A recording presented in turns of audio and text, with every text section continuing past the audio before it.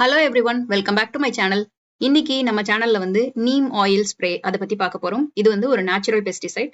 நம்ம ஆர்கானிக்கா கார்டனிங் பண்றதுனால நம்ம வந்துட்டு ரெகுலர் பெஸ்டிசைட் நம்ம யூஸ் பண்ண முடியாது. ஆனா அதே சமயம் இந்த பூச்சிகள் வர்றது வந்து கண்டிப்பா வந்து அவாய்ட் பண்ணவும் முடியாது.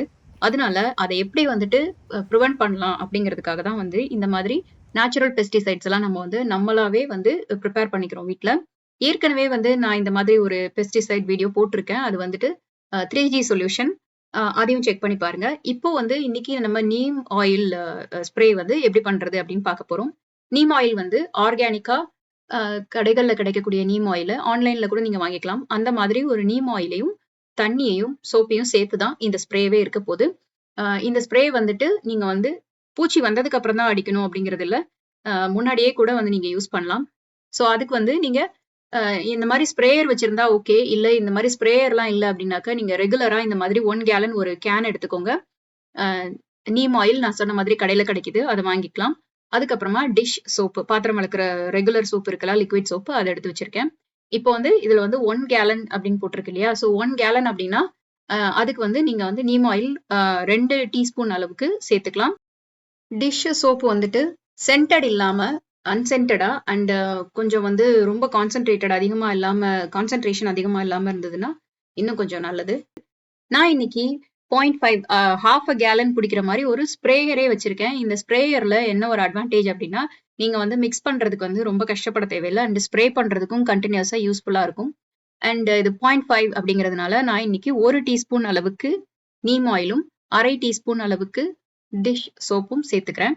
இப்போ இது 2யும் சேர்த்துட்டு, இந்த லிட்லயே வந்து மேல வந்து பம்ப் மாரி ஒண்ணு இருக்கும். நான் வந்து குளோஸ் பண்ணும்போது பார்த்தீங்கன்னா தெரியும்.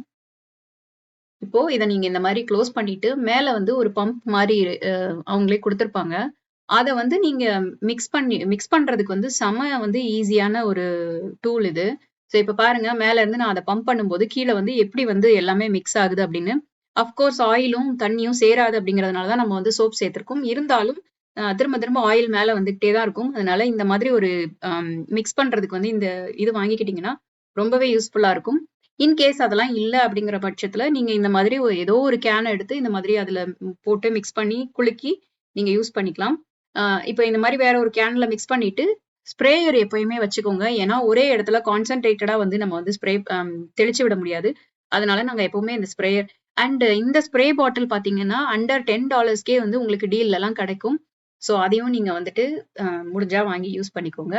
அண்ட் இந்த ஸ்ப்ரே வந்து எப்பலாம் பண்ணலாம் அப்படின்னு கேட்டீங்கன்னா, வெதர் வந்து நல்ல கூலா இருக்கணும். ஸோ ரொம்ப வந்து லேட் ஈவ்னிங்ஸ்ல நீங்க ஸ்ப்ரே பண்ணீங்க அப்படின்னாக்கா, அதான் பெஸ்ட் டைம். அப்பதான் வந்து நைட் ஃபுல்லா உங்களுக்கு கூல் டெம்பரேச்சர் இருக்கனால, அ உங்களுக்கு நீம் ஆயில் பட்டு இலைகள் வந்து இதாகிராம இருக்கிறதுக்கு வந்துட்டு கொஞ்சம் வசதியா இருக்கும். காலையில அந்த மாதிரி அடிச்சீங்க அப்படின்னாக்கா வந்துட்டு ரொம்ப ஏர்லியா ஏப்ரல் டைம் அந்த மாதிரி இருக்கப்ப யூஸ் பண்ணலாம்.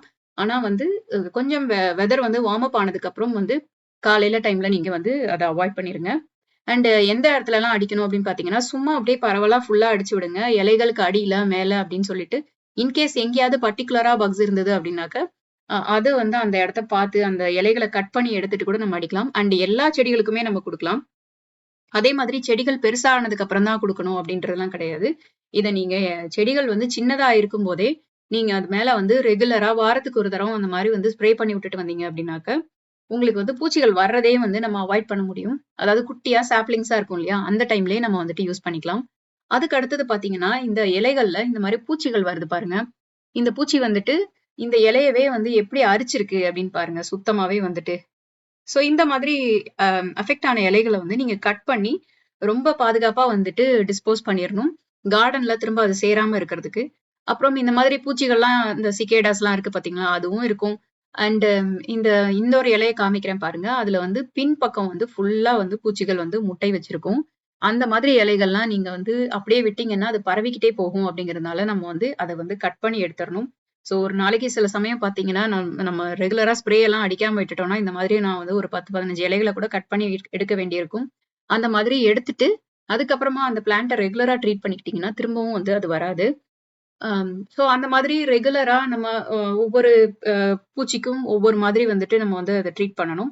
ஏபிட்ஸ் எல்லாம் இருக்கு அப்டின்னாக்கா, இப்போ நீங்க வந்து அந்த பெரிய இலைகள கட் பண்ணி எடுத்துட்டு, ஸ்டெம் மேல ஜெட் மோட்ல வந்துட்டு தண்ணிய அடிச்சு, அப்படிதான் வந்துட்டு நம்ம வந்துட்டு அத ரிமூவ் பண்ண முடியும்.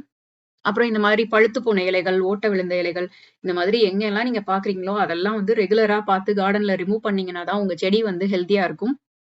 அ அதுக்கு தான் வந்து நம்ம முன்னாடி இருந்தே இந்த நீம் ஆயில்ல வந்துட்டு ஸ்ப்ரேய வந்து மிக்ஸ் பண்ணி அடிச்சிரணும். அண்ட் ரொம்ப வந்து அதிகமா பெஸ்டிசைட்ஸ் இருக்கு அப்டின்னா, அந்த 3G சொல்யூஷனுமே நீங்க ட்ரை பண்ணி பாருங்க. இந்த மாதிரி வந்து ஓட்டை விழுகுது, ரெகுலரா வந்து இந்த மாரி இலைகள்ல முட்டைகள்லாம் வருது அப்டின்னாக்கா, நீங்க கண்டிப்பா வந்து 3G சொல்யூஷனும் ட்ரை பண்ணுங்க. அண்ட் இந்த ஸ்ப்ரே பாட்டில்ல பார்த்தீங்கன்னா, அந்த ரெட் கலர்ல ஒரு லாக் இருக்கு இல்லையா? அத லாக் பண்ணிட்டீங்க அப்டின்னா, கன்டினியூஸா ஸ்ப்ரே ஆயிட்டே இருக்கும். நீங்க வந்து உங்க விரல வச்சு அழுத்தி புடிச்சிட்டே இருக்கணும் அப்டின்னு தேவையில்ல. அதே மாதிரி இப்ப நீங்க பார்க்கறது வந்து பெரிய செடிகளா இருந்தாலும், நான் வந்து சின்ன செடியா இருக்கும்போதுல இருந்தே இத நான் யூஸ் பண்ண ஆரம்பிச்சுட்டேன். ஹோப்ஃபுல்லி இந்த வீடியோ உங்களுக்கு யூஸ்ஃபுல்லா இருக்கும் அப்டின்னு நம்புறேன். உங்களுக்கு ஏதாவது கேள்விகள் இருந்தா கமெண்ட்ஸ்ல மென்ஷன் பண்ணுங்க. கண்டிப்பா ஆன்சர் பண்றேன். இந்த வீடியோக்கு கீழ ஒரு லைக் குடுங்க. மறக்காம எங்க சேனலுக்கு சப்ஸ்கிரைப் பண்ணிக்கோங்க. பக்கத்துல இருக்க பெல் ஐகானையும் கிளிக் பண்ணிக்கோங்க. அப்பதான் நான் போடுற வீடியோட நோட்டிஃபிகேஷன்ஸ்லாம் உங்களுக்கு உடனே உடனே வரும். Thank you so much for வாட்சிங். பாய். Take care.